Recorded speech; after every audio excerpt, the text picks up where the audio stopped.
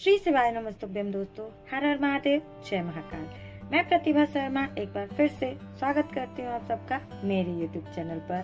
दोस्तों, सभी को पता है कि बहुत ही पावन सा, बहुत ही पवित्र सा जो मास चल रहा है वो है श्राद्ध पक्ष का। श्राद्ध पक्ष का महीना इसे कहा जाता है। 16 श्राद्ध के दिन यानी कि पितरों का पर्व, जिस समय हमारे पितृगण इस धरती पर आते हैं हमें मिलने के लिए, हमें देखने के लिए, भोग स्वरूप अपना ग्रहण करने के लिए, प्रसाद ग्रहण करने के लिए और बहुत सारा आशीर्वाद देने के लिए। तो इन 16 श्राद्ध के दिनों में आप जो भी उपाय करते हैं वो सब आपके पूर्वजों के निमित्त होता है और उसका भोग प्राप्त करके आपके पूर्वज जो है वो प्रसन्न होकर के आपको मनोकामना पूर्ति का वरदान देकर के अपने लोक को वापस गमन करते हैं। दोस्तों, बहुत ही सटीक, बहुत ही आसान से उपाय बताने वाली हूँ। 2024 में जो हमारा श्राद्ध पक्ष का समय आया है, इन 16 श्राद्धों में आप क्या कुछ उपाय कर सकते हैं जिससे आपके पितृगण जो हैं बहुत ही प्रसन्न होकर आपको बहुत सारा अच्छा सा वरदान देकर जाएं, आपके परिवार को शुभाशीष देकर के अपने लोक को गमन करें। तो 2024 में पड़ने वाले इन श्राद्ध पक्ष में बहुत छोटे से उपाय मैं आप सबके साथ शेयर करने वाली हूँ। चलिए देखते हैं वीडियो में क्या कुछ मैं आपको बताने वाली हूँ।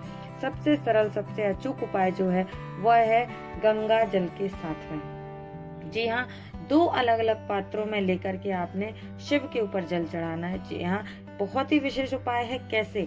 यानी कि पंचमी तिथि जो है हमारी 23 सितंबर रविवार के दिन पड़ने वाली है। बहुत ही विशेष तिथि है ये और इस दिन आपको 2 पात्रों से एक साथ जल शिव को समर्पित करना है। बहुत सारे लोगों का ये पूछना था कि ये कैसा उपाय है कि एक साथ 2 पात्रों से जल चढ़ाना है। तो मैं इस वीडियो में आपको बताने वाली हूँ कि कैसे आप इस विशेष उपाय को करके अपनी मनोकामना पूर्ति का जो है वो वरदान, आशीष आप महादेव से प्राप्त कर सकते हैं। अपने पितृगणों को प्रसन्न करके आप इस आशीर्वाद को प्राप्त कर सकते हैं। दोस्तों, आपको अपने घर से लेना है 2 पात्रों में जल। तो पात्र कुछ भी हो सकता है, आपके घर की एक कटोरी हो सकती है, आपके घर का एक गिलास हो सकता है या फिर लोटा हो सकता है। तांबे का पात्र हो तो बहुत अच्छी बात है। तो यहाँ पर लेना है आपको 2 पात्र यानी कि 2 तांबे के लोटे या किसी भी 2 पात्र में, बर्तन में जल ले लीजिएगा। घर का साफ शुद्ध जल लेना है। और क्योंकि हम इस उपाय को पितृगणों के निमित्त कर रहे हैं तो उसमें कुछ बूंदें आपको मिला लेनी है गंगा जल की। जी हाँ, दोनों पात्र में गंगा जल की बूंदें मिला लीजिएगा। साथ ही साथ लेना है हमें सबसे प्रिय चीज जो महादेव की है वो है बेलपत्र। 5 बेलपत्र यहाँ पर लेने हैं आपको और 5 बेलपत्र साथ में दोनों हाथ में अपने जल के पात्र को लेकर के पहुंच जाना है शिवालय यानी कि शिव के समक्ष, महादेव के पास, मंदिर में। जी हाँ दोस्तों, मंदिर में पहुंच करके आपने क्या करना है, सबसे पहले जो आपके पास 5 बेलपत्र हैं, बेल की पत्तियां जो कि महादेव को अति प्रिय है, बेलपत्र सर्व प्रिय माना गया है महादेव का। तो सबसे पहले आपने वह 5 बेलपत्र की पत्तियां चढ़ते हुए, मंदिर की सीढ़ियों को चढ़ते हुए, महादेव को याद करते हुए सर्वप्रथम वो 5 बेल की पत्तियां आपने महादेव के ऊपर समर्पित कर देनी है दोस्तों। उसके बाद जो आपके पास 2 पात्रों में जल है, दोनों ही हाथों से आपको उस जल को महादेव के ऊपर चढ़ाना शुरू कर देना है और महादेव के ऊपर आपको जल चढ़ाते हुए जो है वो भगवान के एक विशेष नाम का स्मरण करना है और वह होता, और यहाँ पर आपको जो है महादेव के एक विशेष नाम का स्मरण करना है जो कि है काशी विश्वनाथ। काशी विश्वनाथ का स्मरण करते हुए, उनका ध्यान करते हुए, उनके नाम का जाप करते हुए आपने दोनों हाथों से, दोनों पात्रों से जल जो है वो शिव को समर्पित कर देना है। 2 हाथों से, 2 पात्रों से एक साथ जल चढ़ाने वाला यह नियम बहुत ही विशेष माना गया है दोस्तों। और रविवार के दिन यानी कि पंचमी तिथि रविवार 23 सितंबर के दिन अगर आपने इस उपाय को कर लिया, दोनों हाथों से शिव को एक साथ जल चढ़ा दिया, 2 पात्रों से जल चढ़ाने वाले इस उपाय को कर लिया, तो आपको मिलेगा मनोकामना पूर्ति का विशेष उपाय। आपके पितृगण हमेशा के लिए तृप्त हो जाएंगे और आपको बहुत सारा आशीर्वाद प्रदान करेंगे दोस्तों।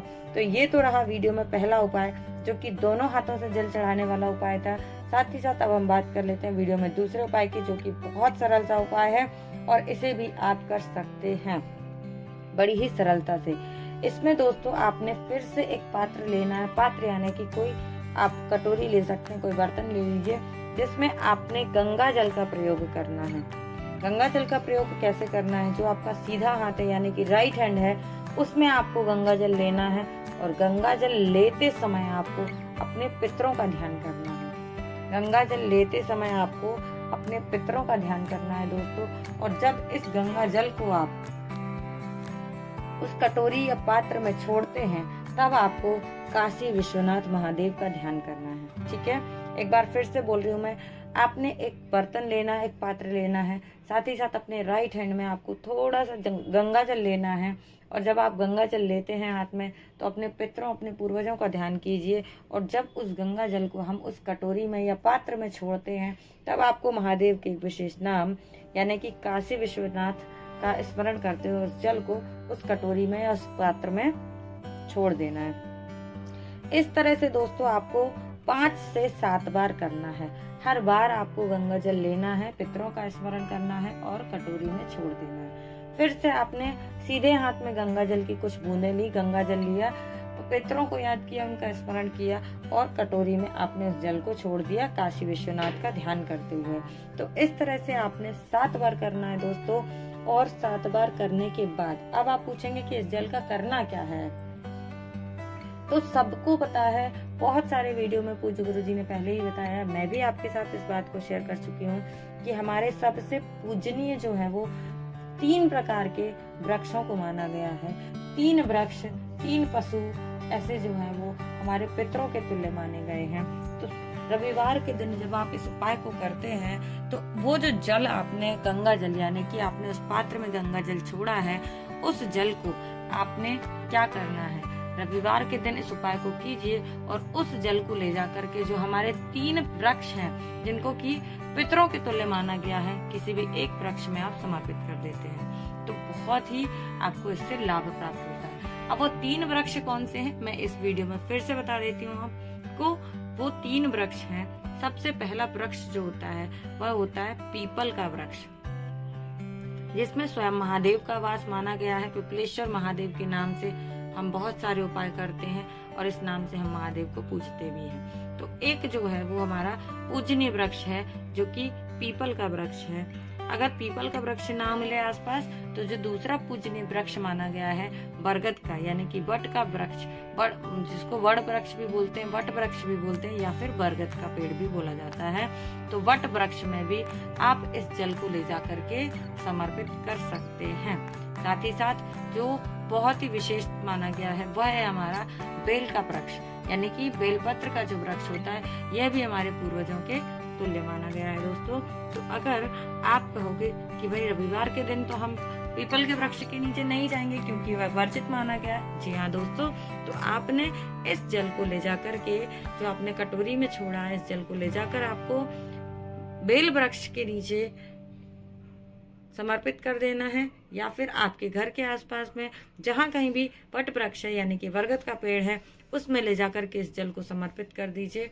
और यकीन मानिए कि इन उपायों को करने मात्र से आपके घर में, आपके जीवन में अगर पितृदोष की समस्या है तो आपके जीवन से वह समस्या जो है पूर्णतः समाप्त हो जाएगी। उम्मीद करती हूँ दोस्तों पूज्य गुरुजी की कथा को सुनकर अपने शब्दों में वीडियो के माध्यम से जो मैं उपाय आप सब तक लेकर आती हूँ, आप सब तक जानकारी पहुँचाने की कोशिश करती हूँ, आपके लिए जानकारी लाभदायक होती होगी। अगर वीडियो थोड़ा सा भी अच्छा लगता है तो लाइक करें, ज्यादा से ज्यादा लोगों तक शेयर कीजिएगा और कमेंट करके जरूर बताएं कि वीडियो कैसा लगा। कमेंट में महादेव का एक नाम जरूर टाइप करें दोस्तों। इसी तरह की और अधिक जानकारी देखने और सुनने के लिए मेरे साथ बने रहें मेरे चैनल पर। मिलेंगे दोस्तों अगले वीडियो में फिर से कुछ नई जानकारी के साथ। तब तक के लिए श्री शिवाय नमस्तुभ्यम। हर हर महादेव। जय महाकाल। जय पितृदेव।